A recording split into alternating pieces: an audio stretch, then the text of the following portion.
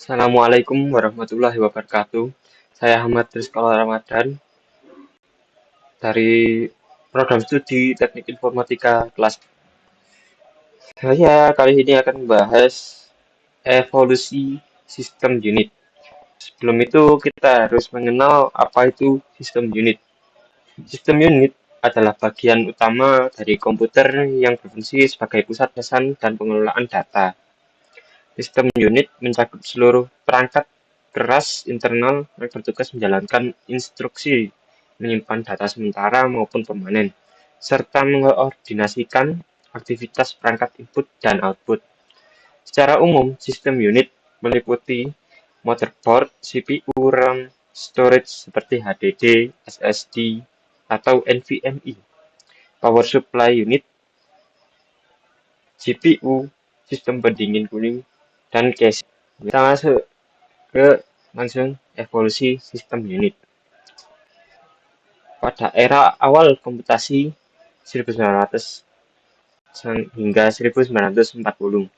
Pada era ini, sistem unit belum berbentuk seperti komputer elektronik modern.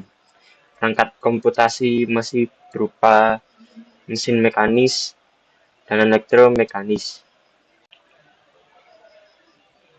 seperti Difference Engine, Harvard Mark I, dan Zuse Z3.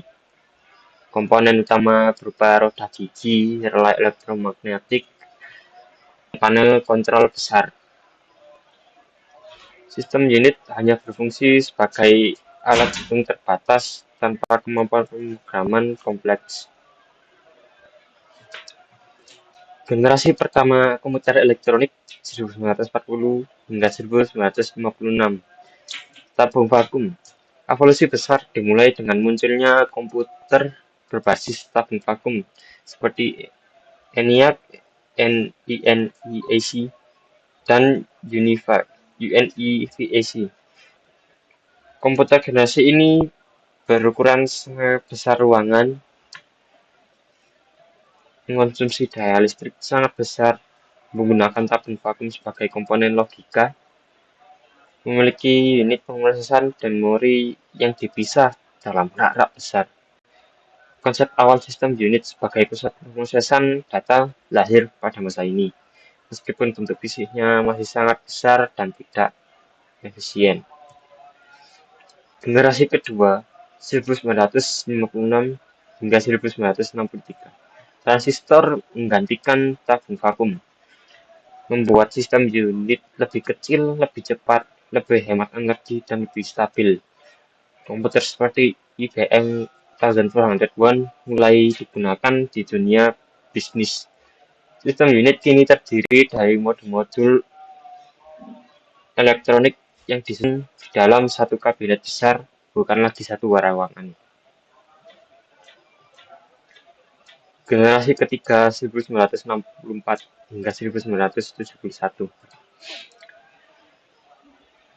Integrated Circuit disingkat AC memungkinkan ratusan transistor disatukan ke dalam satu chip kecil. Sistem unit menjadi jauh lebih ringkas. Komputer seperti IBM System 360 memperkenalkan kompatibilitas antar model, dan motherboard awal mulai terlihat dengan desain modul logika tersusun rapi. Generasi keempat 1971 hingga sekarang. Mikroprosesor dan PC modern. Penemuan mikroprosesor seperti Intel 4004 dan 8086 mengubah segalanya. Komputer tidak lagi sebesar kabinet, tetapi dapat dibuat dalam bentuk PC meja. Evolusi pada masa ini, yakni sistem unit kini terdiri dari motherboard, CPU, RAM, storage, GPU, PSU, dan casing. Standar casing seperti AT, ATX, Micro ATX, dan Mini ITX mulai digunakan. Kecepatan prosesor meningkat dari megahertz menjadi gigahertz. Kartu grafis, SSD, dan pendingin canggih membuat sistem unit semakin bertenaga. Masuk ke masa kini, sistem unit modern. kompak, hemat daya, dan sangat bertenaga. Sistem unit hadir dalam berbagai bentuk, full tower untuk rumah tinggi, small form factor untuk ukuran kecil namun tetap kuat, mini PC dan NUC yang kini sedang populer untuk komputasi ringan dan mobilitas, server rack mount untuk pusat data. Teknologi modern mencakup SSD NVMe super cepat, prosesor multicore 7 hingga 3 nm, GPU untuk AI dan simulasi, pendinginan liquid, ISO efisiensi tinggi, desain modul ARGB modern. Baik, itu saja dapat dilihat perjalanan evolusinya dari mesin mekanis raksasa hingga sistem komputasi modern yang ringkas, kecil, sangat bertenaga. Menunjukkan betapa cepat dan luasnya perkembangan teknologi informasi.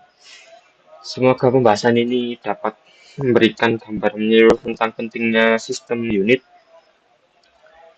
dan bagaimana perubahan dari waktu ke waktu telah membentuk komputer yang kita gunakan saat ini. Terima kasih atas perhatiannya. Jika ada salah kata, disengaja maupun tidak sengaja, saya mohon maaf. Wassalamualaikum warahmatullahi wabarakatuh.